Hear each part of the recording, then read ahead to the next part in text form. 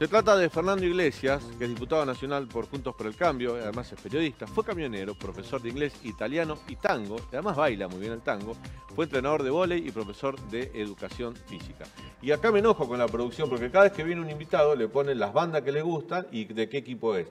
Viene un invitado que es hincha independiente y no lo ponen en la presentación, lo cual está mal eso. Estamos mal, pero no estamos... Estamos vivos todavía. Bueno, no sé si Moyano nos deja, ¿no? Estamos bastante mal. No, me parece que ahora le habilitaron las elecciones, es una buena noticia, pésima la de Racing, y parece que renunció Domínguez. Vamos a ver, es una lástima, me parecía mal momento para el club. Horrible. Bueno, a ver, a mí el peronismo me destruyó. La ciudad de Avellaneda en la que nací, la provincia en la que me crié, que es la provincia de Buenos Aires, el país... dividió a mi familia y ahora están rompiendo también Independiente, así que carné completo. Yo, uno de los últimos, te digo rápido, uno de los últimos recuerdos que tengo de mi mamá es haber ido a votar bajo la lluvia, 5 cuadras bajo la lluvia en una tormenta, porque yo estaba sin auto, con el paragüitas para votar contra Moyano. Claro, eso fue en el 2014. 2014, sí. Yo fui a votar esa elección también. Bueno, Fernando, una metáfora de lo que es Argentina puede ser el Club Independiente, ¿no? Sí, sí, el mismo desgobierno, el mismo auge de la corrupción, el mismo auge de las patotas y las barra bravos, los mismos impresentables en el poder. Sí, si lo querés tomar como una metáfora. Digo porque en Independiente tiene graves problemas económicos, que no le encuentra la solución, y los que están a cargo de la suerte del club tienen otra agenda, que es una agenda política, gremial, si se quiere, y no la agenda que le interesa al socio. Y uno mira la agenda que tiene Cristina, Alberto, no parece ser la misma agenda que tiene la gente, ¿no? Bueno, eso era evidente ya en 2019, cuando el 48% de los votantes eligió este gobierno. Era muy claro que el único punto de unión que había entre Cristina y Alberto era un acuerdo por la impunidad de Cristina. Y yo creo que uno de los grandes problemas que hay entre los dos, además de la divergencia con respecto a la estrategia frente a la economía que los divide, está el hecho de que Alberto no ha podido cumplir del todo con los sueños de impunidad de Cristina. Es cierto que Cristina debería estar presa desde hace ya mucho tiempo. También es cierto que están todas las pruebas ahí esperando, que los procesos avanzan y que creo que nos acercamos a momentos decisivos en ese sentido. Esto que yo comentaba en la introducción editorial sobre el pedido del juez Llorens de la Cámara Federal de unificar todas las causas, ¿vos no lo ves muy conveniente? Yo no soy un experto jurídico y no sé cómo, no me animo a hacer un juicio definitivo.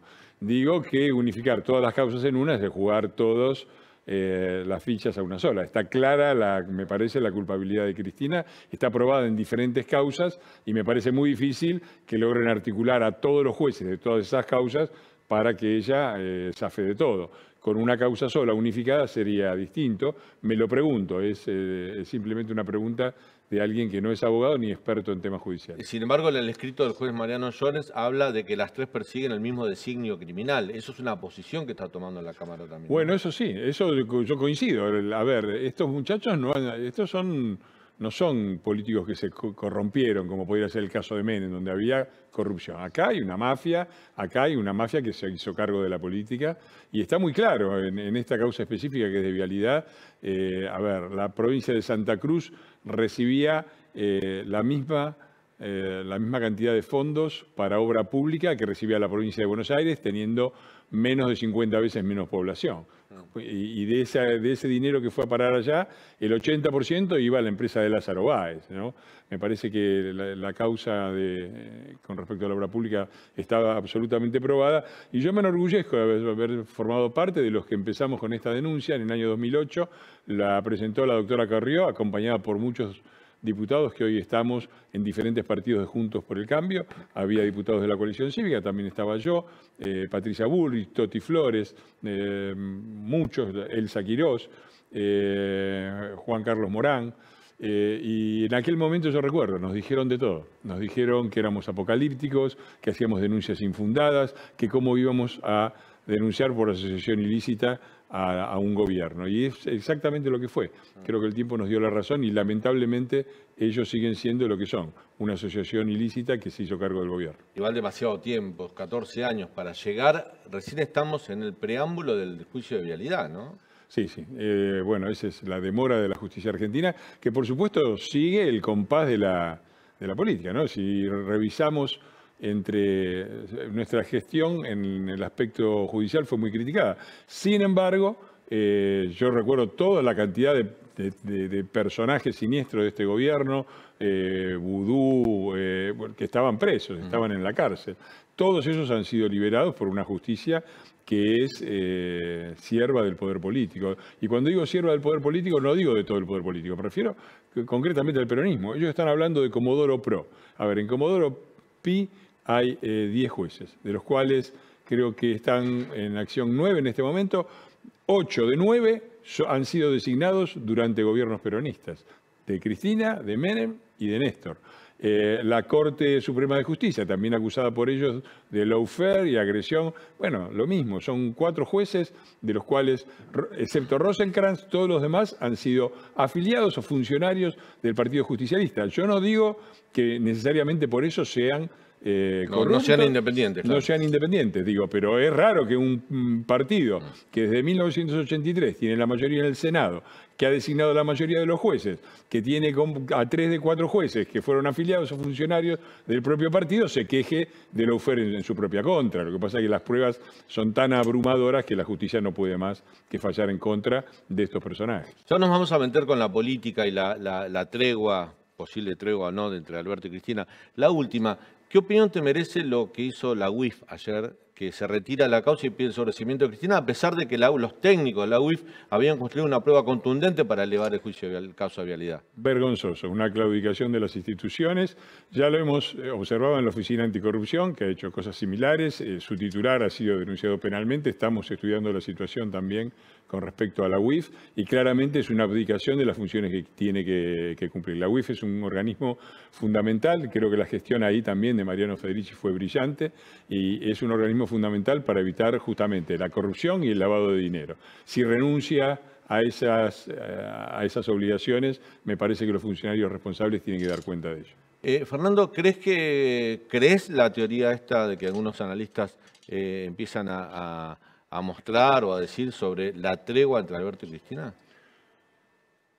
Yo creo que depende como vea. El plan de Cristina que yo veo es el siguiente. Cristina quiere erosionar todo lo posible a Alberto, pero no hasta el punto de que renuncie. Si Alberto renuncia, ella se tiene que hacer cargo.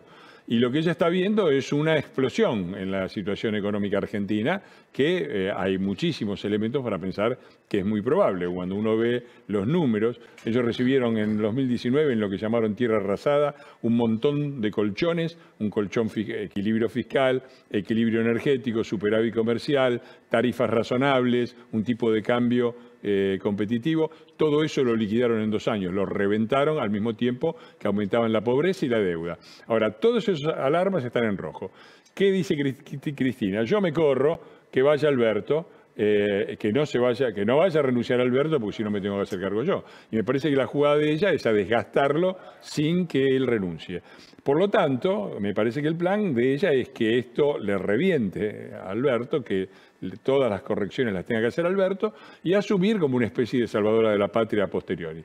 Me parece que la tregua tiene que ver con eso, y me parece que es lo que está viendo el mercado, porque me parece que más allá de que es cierto que hizo una serie de enunciados generales la ministra en el sentido de la necesidad de un equilibrio fiscal, ¿verdad? No ha presentado ninguna medida concreta y me parece que el mercado está viendo exactamente eso. ¿Cuánto va a durar la tregua y cuánto va a tardar Cristina en decir que esto es otro plan neoliberal de ajuste, etcétera, etcétera? Ahora te voy a preguntar, Leandro Dario, yo te quiero hacer la última respecto al cambio del ministro de Economía. Se va Martín Guzmán, cuestionado, ultra cuestionado por el kirchnerismo, con poca colaboración.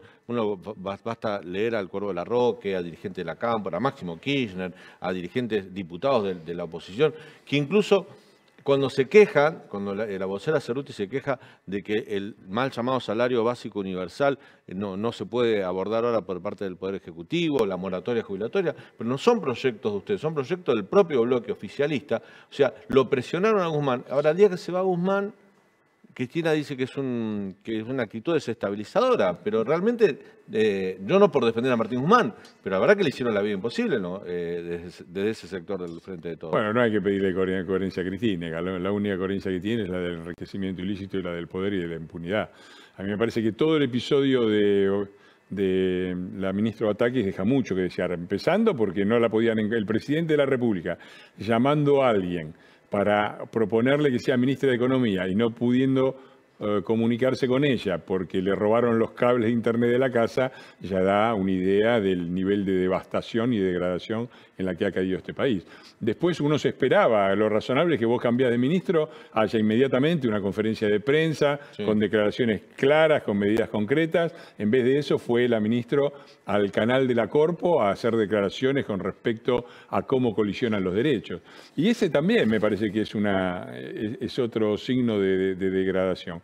Cuando la ministra dice, de un lado está el derecho a viajar, que colisiona con la creación de fuentes de trabajo, nos mete en una lógica de suma cero, que es típica de un país, del país en el que nos han metido, un país donde la torta siempre se achica y donde la única forma de ganar algo es quitárselo a otro. Ahora, si la ministra tuviera razón, habría países donde la gente viaja pero no tiene trabajo y había países donde la gente tiene trabajo pero no viaja porque colisionan.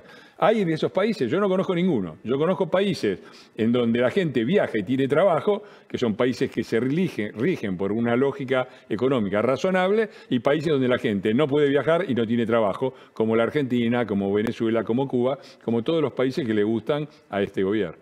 Leandro tiene una pregunta. Lean. Fernando, un grupo de diputados de la oposición, entre ellos usted, presentaba un proyecto de ley para derogar bienes personales.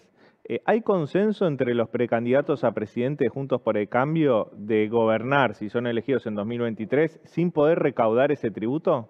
Mira, el tributo de bienes personales es el 1,3% del total de la recaudación, por lo tanto es relativamente baja su incidencia y consideramos que es un tributo distorsivo. En lo que estamos de acuerdo todos es en la necesidad de bajar impuestos.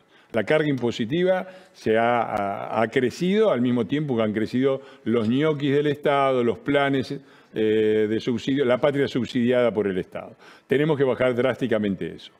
Nosotros creemos que con esto estamos dando una señal fuerte en ese sentido y después será el ministro de Economía del futuro gobierno el que tendrá que hacer las cuentas y armonizar las diferentes necesidades. ¿Esa mirada la comparte Morales, Manes, Burrich, Larreta? No, este es un proyecto que presenta el diputado Tetaz, el que hemos acompañado varios diputados, entre los que me encuentro, y creo que el sentido general que tiene y del que puede tomarse como parte de la estrategia de Juntos por el Cambio es una necesidad imperiosa de bajar los impuestos, de liberar al sector productivo. Tenemos un gobierno que gobierna a favor de la patria subsidiada y quitándole recursos al país productivo. El país productivo no da más y sin una recuperación de ese país productivo, de esa capacidad de iniciativa privada, de esa capacidad de generar riqueza, no va a haber destino ni para uno ni para otro. Fernando, a raíz de, ya se venía más o menos viendo un escenario de conflictividad dentro de los sectores que componen el Frente de Todos, ¿no? No digo los sectores más duros, pero sí de sectores relacionados, todos conforman el oficialismo, pero disputando de algunos intereses en común. Caso, los planes sociales, la pelea entre los movimientos sociales y la cámpora. Cristina quiere que los movimientos sociales no manejen, ella se los dio en su momento, pero ahora se los quiere quitar porque le conviene que ahora lo manejen los intendentes. Y eso va a colisionar un enfrentamiento bastante duro y se va a ver en el conurbano entre los actores de movimientos sociales y los punteros peronistas que responden a los intendentes. Hoy habló Juan Graboy y dijo que Silvina Batakis le parecía la nueva Cavallo. Fue muy duro con lo que anunció Batakis en la conferencia de prensa de ayer. También habló la gente de ATE. ATE es una central obrera muy kirchnerista y sin embargo hoy se manifestaron contra lo que dijo Batakis y dijeron que podían llevar adelante una medida de fuerza. Mientras tanto, la CGT, viste que se mueven poco los gordos, pero se están ahí atornillados, pero dijeron que ante tanta demanda y presión de los sectores que ellos representan, posiblemente hagan una gran movilización en agosto. Todos estos actores que te nombré conforman el Frente de Todos y son los primeros que están en la lista de llevar adelante una alta conflictividad. ¿Cómo ves ese escenario? Mira, yo, como dijiste antes, trabajé 20 años como entrenador de equipos de voleibol. Cuando vos vas ganando y vas punteando en el campeonato, son todos amigos. Cuando te estás yendo al descenso, el vestuario explota. Eso es así. Y acá lo que estamos viendo, y que me parece más importante, es que este es un modelo económico que nos está llevando al descenso. Entonces, podemos estar analizando mucho la interna del gobierno, si Grabois, si no, está claro que hay una disputa, y hay una disputa sobre todo por cómo ven el 2023, cómo ven la continuidad. Cristina lo que quiere es la impunidad, quiere conservar una parte del poder, quizás un cierto control del Senado, de la provincia de Buenos Aires, y apuesta a eso. Alberto tendrá otras cosas en la cabeza. Podemos estar mucho tiempo analizando la telenovela del gobierno. Yo creo que lo fundamental es entender que el problema no es la pelea entre ellos. Es decir, el problema económico no depende de la pelea entre ellos. Es al revés. La pelea entre ellos empieza porque porque el modelo económico ha fracasado, ha naufragado. Tenemos en este momento, Daniel, las condiciones externas más favorables en muchísimo tiempo. A este gobierno le han entrado el otro día, yo les hice la cuenta y se enojaron mucho, porque la cuenta da 44.000 millones de dólares. Que es la cifra del crédito del FMI. Y yo decía, los 44.000 millones de dólares del crédito del FMI fueron a pagar deuda preexistente, como se muestra simplemente haciendo la cuenta de cuál era el volumen de la deuda pública cuando ingresaron y cuál era cuando nos fuimos del gobierno. A ellos 44.000 millones de dólares, yo te hago la cuenta. 12.000 millones de dólares de reservas líquidas le dejamos nosotros. Les entraron por diferencias de precios con respecto a los existentes antes, del sector agropecuario, demoníaco, maléfico, les entraron cada año alrededor de 11.000 millones de dólares más. Son 22 más 12, 34. Y el horrible y satánico FMI les dio alrededor de 10.000 millones de dólares, primero por la pandemia, después por el acuerdo. Suman 44.000 millones de dólares que no pagaron nada de la deuda pública, porque la deuda pública aumentó en 2 años 60.000 millones de dólares y que no sabemos dónde están, mejor dicho. Se han ido en la fiesta económica de este gobierno para mantener a la patria subsidiada. Bueno, ese derroche lo hemos pagado, lo seguimos pagando, y esa catástrofe del modelo, que es el final. Este es el final de un largo cuento que empieza con Néstor, no es una cosa diferente. Lo que pasó entre Néstor Kirchner, Cristina Kirchner y Alberto Fernández, lo único que pasó no es el tiempo, solamente pasó el tiempo. Y la demostración muy clara de que el modelo estaba fallado de entrada es que el mismo modelo produce ahora estos resultados. Fue los colchones que heredaron de Duhalde, fue la soja, fue la suba de los commodities lo que les permitió tener 2 o 3 o 5 años de abundancia, y todavía estamos pagando la cuenta. Fernando, la última tiene que ver con, te hizo un escenario de conflictos internos dentro del Frente Todo, que tienen intereses en común, que están dispuestos a dar pelea en la calle. Mañana hay paro del campo. Algunos voceros del campo dicen, ojo que bajaron los commodities, el escenario se puede agravar, digamos que este puede ser el primero de varios conflictos que puede tener el campo. Y conflictos internos, conflicto con el sector agropecuario, que es el único que te hace ingresar dólares genuinos. Conflicto con las importaciones, que va a hacer faltar varios insumos, incluso artículos de primera necesidad. Te digo, remedios, drogas, algunos están hablando de eso, y otros están hablando hasta que va a faltar café.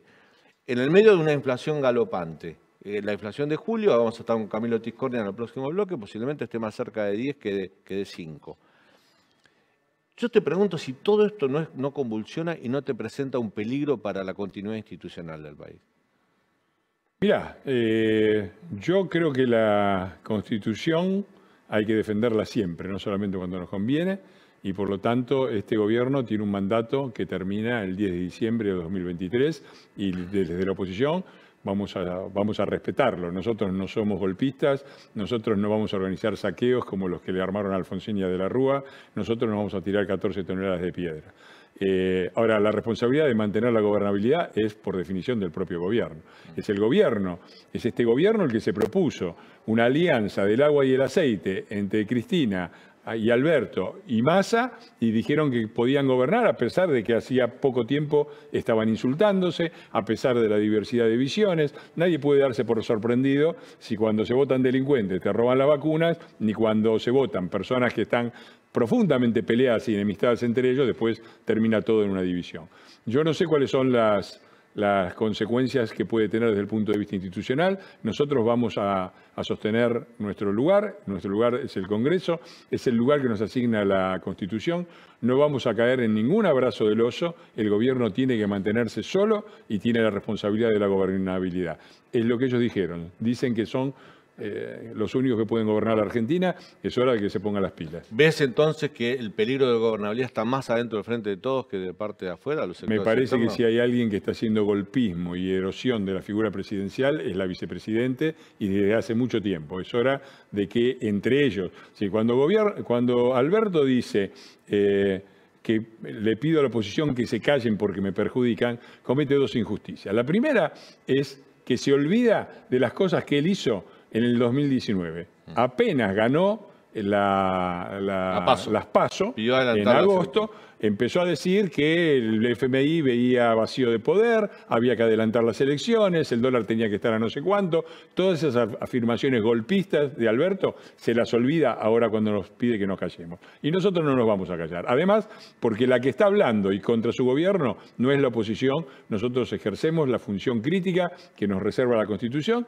estamos donde tenemos que estar, que es en el Congreso, y la que está derribando su gobierno o horadando las bases de poder de su gobierno son dos personas. Alberto y su erosión permanente de la palabra y sus mentiras permanentes y su locura declarativa, y Cristina con objetivos que son muy fáciles de prever. Gracias, Fernando, por tu visita. Gracias a vos, Daniel. Al contrario.